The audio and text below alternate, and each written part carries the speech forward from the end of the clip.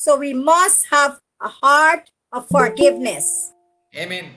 हमारे दिल में अगर किसी के प्रति भी कोई भी अगर बातें हैं, अगर हम दूसरों को क्षमा नहीं देते हैं, तो परमेश्वर कभी भी हमारी प्रार्थना को नहीं सुनता है। आमीन। Amen. Matthew chapter 18, verses 21 to 35. Matthew chapter 18 verses Verse 25 21 to 35. Amen. Matthew chapter 18, verses 21 to 35. Okay, Matthew 18 अध्याय 21 से 25 तक हम लोग पढ़ेंगे। Okay, go ahead.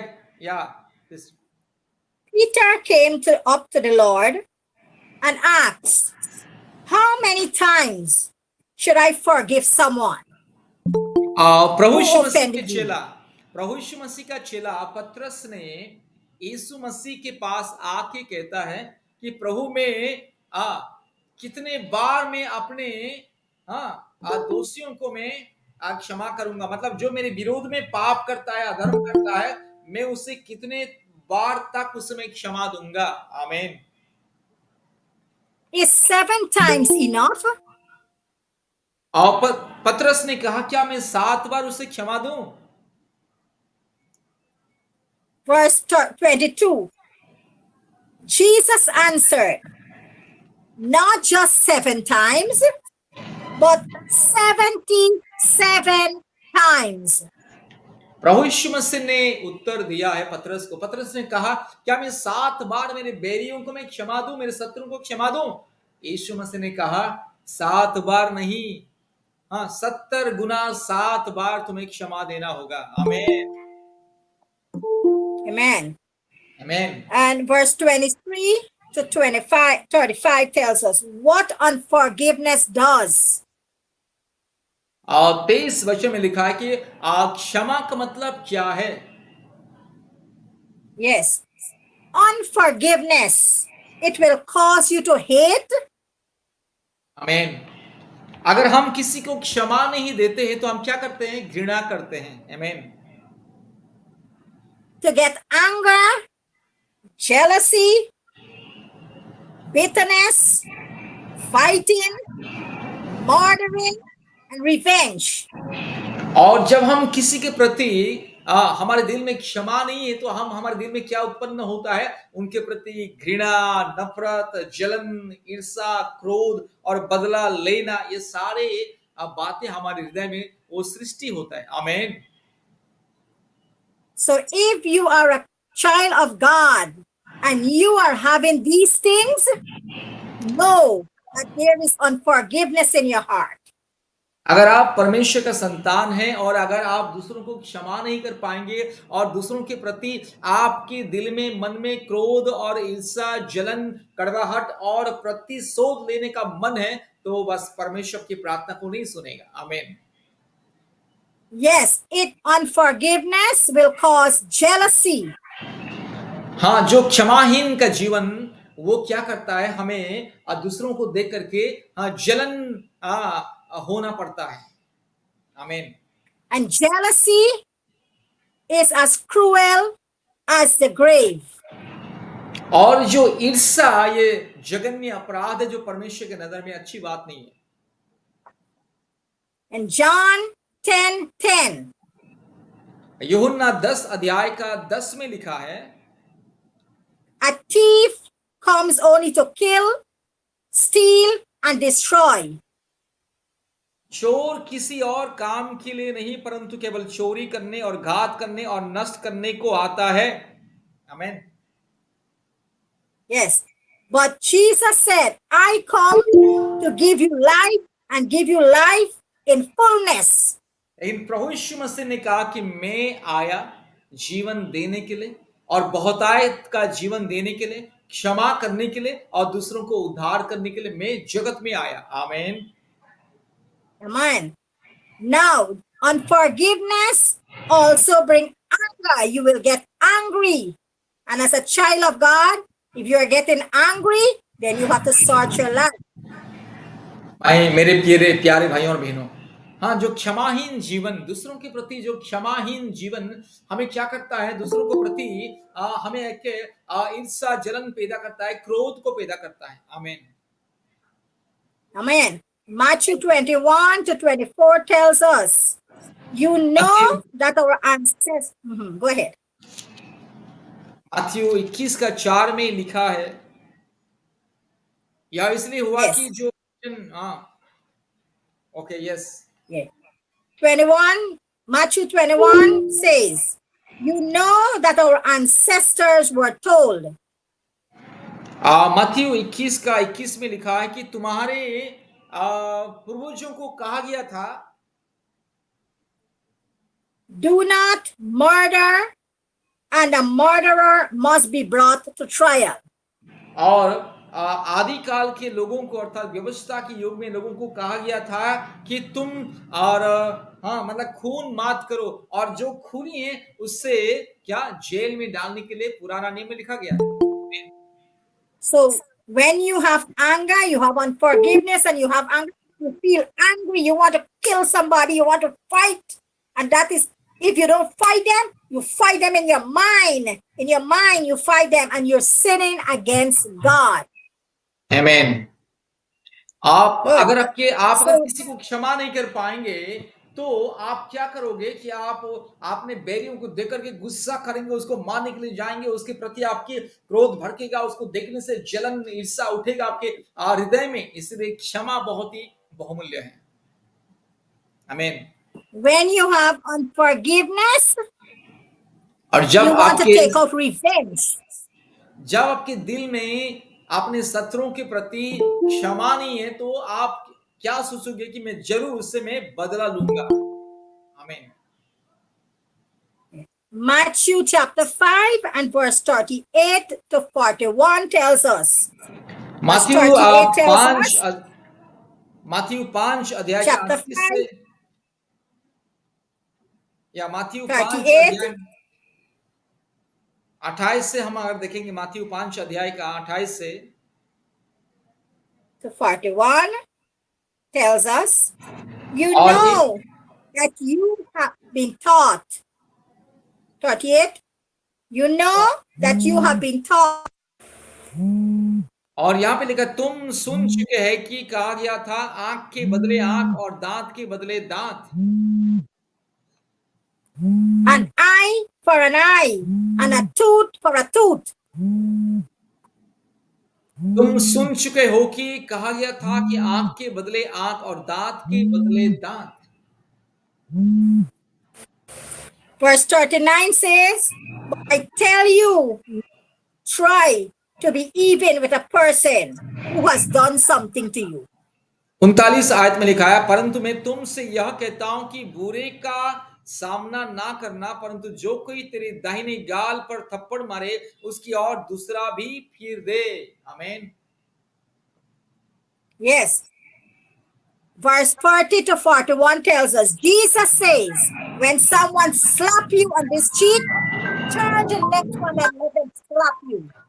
यीशु मसीह ने कहा, अगर कोई तुम्हारे गाल में एक थप्पड़ मारता है तो दूसरा गाल भी उसको दिखा देना जरूरी है। You don't take revenge. मेरे प्यारे भाइयों और बहनों, आपको बदला लेने का आपका अधिकार नहीं है। आप केवल सहन कर लो, प्रार्थना करो, परमेश्वर बदला लेगा। आमीन। Yes. Matthew 5, 43 to 45 tells us what love does. We have to show them love. Show our enemies love. मत्ती उसका 5 अध्याय के अगर हम 43 से और हम देखेंगे तो हमें हमारे शत्रुओं को प्रेम करने के बारे में लिखा गया है। Now, you have heard, verse 43, you have heard people say, love your neighbors and hate your enemies. और यीशु ने क्या कहा 43 आयत में, मत्ती 5 का 43 आयत में, तुम सुन चुके हो कि कहा गया था, अपने पड़ोसी से प्रेम रखना और अपने बैरी से बैर रखना। आमीन। Verse 44 says, Jesus said, but I tell you to love your enemies and pray for anyone who mistreats you. और 44 आयत में लिखा है, परंतु मैं तुमसे यह कहता हूं कि अपने बैरियों से प्रेम रखो और अपने सताने वालों के लिए प्रार्थना करो। आमीन। Amen. But we know that the devil in John 10:10 comes only to kill, steal, and destroy. But हम Jesus जान come to give us life. आमीन। हम जानते हैं कि यूहन्ना 10 अध्याय का 10 आयत में लिखा है कि शैतान चोरी करने के लिए, घात करने के लिए, ईर्ष्या फैलाने के लिए, नाश करने के लिए आता है, लेकिन यीशु मसीह आया जीवन देने के लिए, बहुतायत का जीवन देने के लिए। आमीन। So from the time you begin to forgive others, God will forgive you. आमीन, हालेलुया। जब आप अपने बैरियों को, शत्रुओं को क्षमा करोगे, तो परमेश्वर भी आपको क्षमा करेगा। आपका गुनाहों को, आपके अपराध को परमेश्वर भी क्षमा करेगा। Yes. And Matthew chapter 18 and verse 35. और मत्ती 18 का 35 में लिखा है, Yes, it says, so likewise shall my heavenly Father do also unto you. Yeah, go ahead. Yeah, If, go ahead.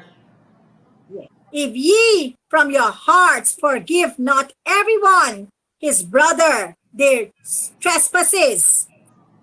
आमीन। What इसी does it, what does प्रकार यदि तुम में से हर एक अपने भाई को मन से क्षमा ना करेगा, तो मेरा पिता जो स्वर्ग में है तुमसे भी वैसा ही करेगा। आमीन। the heavenly Father will not forgive you if you don't forgive your brothers and sisters, children of the Most High God. Don't make Satan fool you. आमीन। आज मैं आपसे यही कहना चाहता हूं कि अगर आप अपने भाइयों को, बहनों को, अपने परिवारों को, रिश्तेदारों को, अपने बंधुओं को अगर आप क्षमा नहीं करोगे, तो परमेश्वर भी आपको क्षमा नहीं करेगा। इसलिए परमेश्वर का संतान होने के नाते हमें एक दूसरे को क्षमा देना जरूरी है। आमीन। Yes. So if we don't listen to the word of God and listen what God commands us to do, then the demon spirit of torment will take over our life.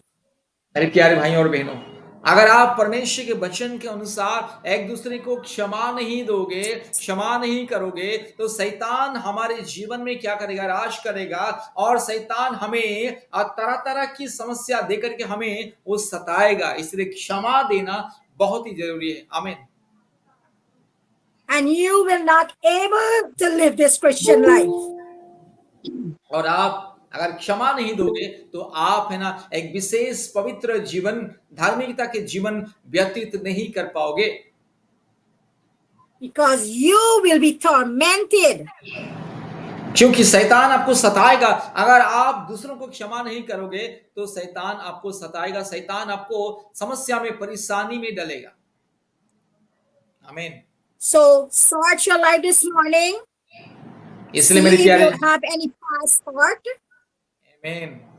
इसलिए मेरे प्यारे भाइयों और बहनों, आज इस समय में अपने हृदय को देखिए, जांचिए। अगर आपके मन में, हृदय में किसी के प्रति अगर क्षमाहीन का जीवन है, हाँ, कड़वाहट का जीवन है, आपने अभी तक किसी को अगर क्षमा नहीं किया, तो अपने हृदय को इस समय परखिए, जांचिए। आमीन। Is there anyone in your life who died and gone, hurt you? अगर आपके जीवन में कोई आपको कोई दुख दिया है, सताया है, हाँ, और वो मर गया है, फिर भी आप उसको अभी तक क्षमा नहीं किया, तो अभी क्षमा करना जरूरी है। आमीन। Then forgive them. उसे Though they have क्षमा died देना and gone, जरूरी, forgive them. उसे संपूर्ण दिल से क्षमा देना जरूरी है। If anyone hurt you and you're remembering the hurt, अगर आप अपने शत्रुओं के बारे में हमेशा याद करते हैं, उसको क्षमा नहीं देते हैं, then you haven't forgive them.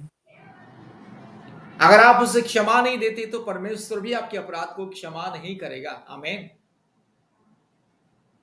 Right now, take a time and search your mind, search your heart, and say, God, remember if anybody hurt you in your lifetime and you're feeling that hurt, then ask God to forgive them and ask God to forgive you for not forgiving them.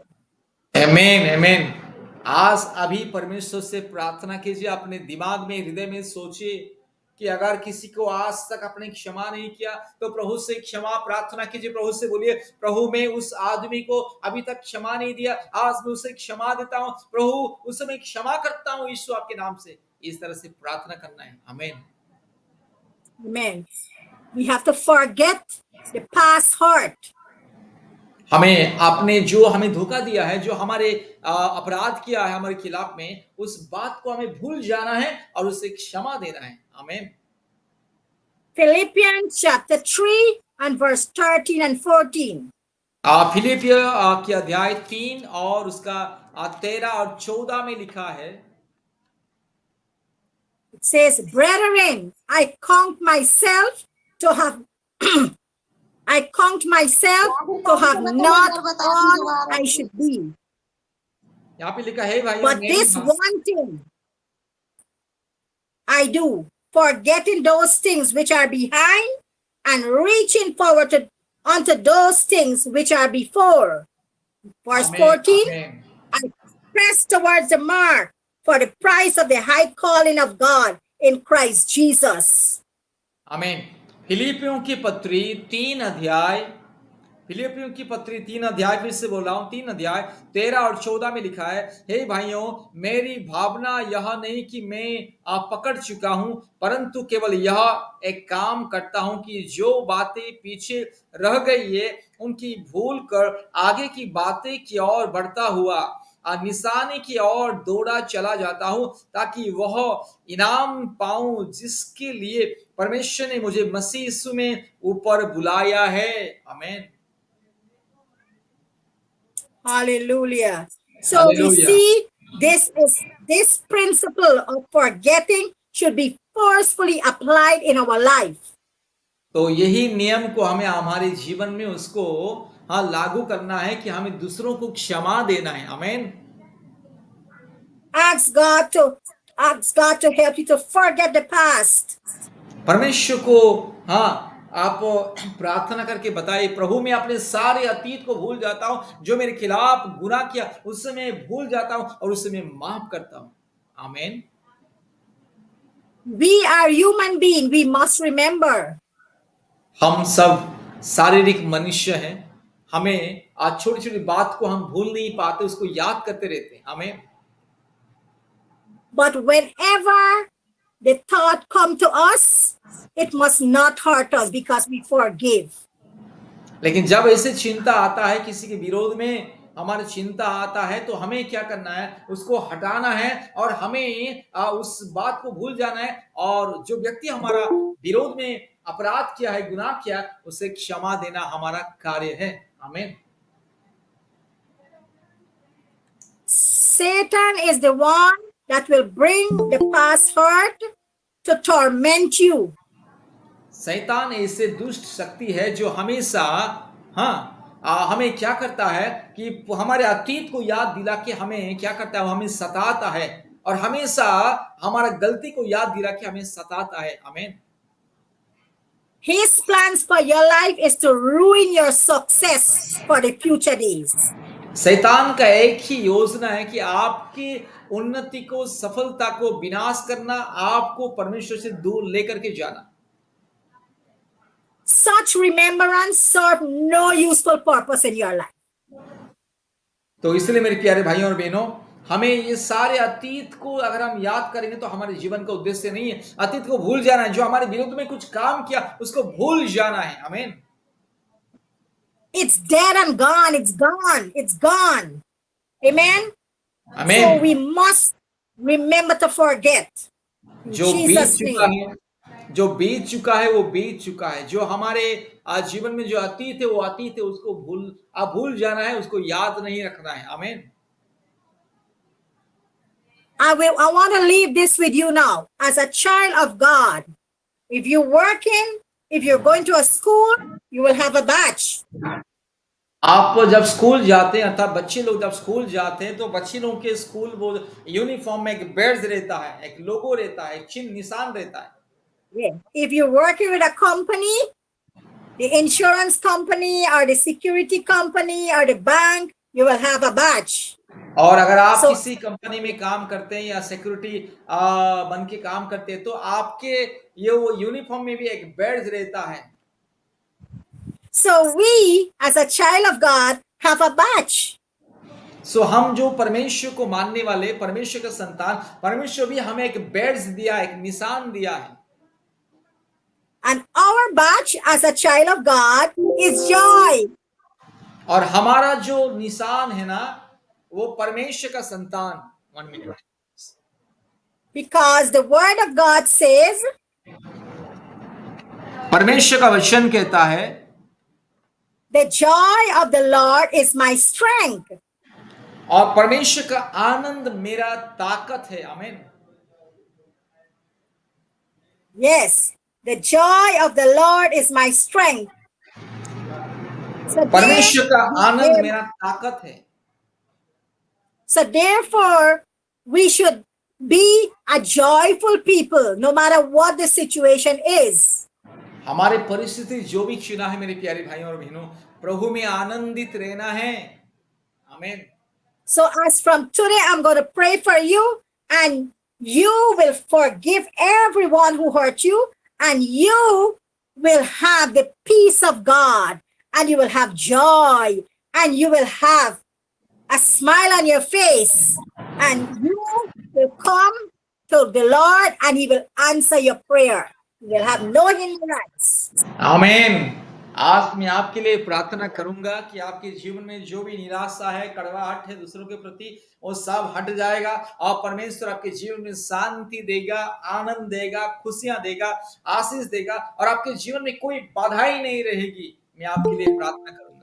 Amen. So let me pray for you now. Just 1 minute, Pastor, just 1 minute. This time also you have to pray for the baby blessing. Huh? So I will count how many people is waiting for baby blessing. Just I will count. Just 1 minute. Give me 1 minute. जितने लोग संतान की आशीष के लिए जुड़े हैं ना, हाथ का निशान को दबाएं. Touch the hand symbol. Those who are waiting for baby blessing.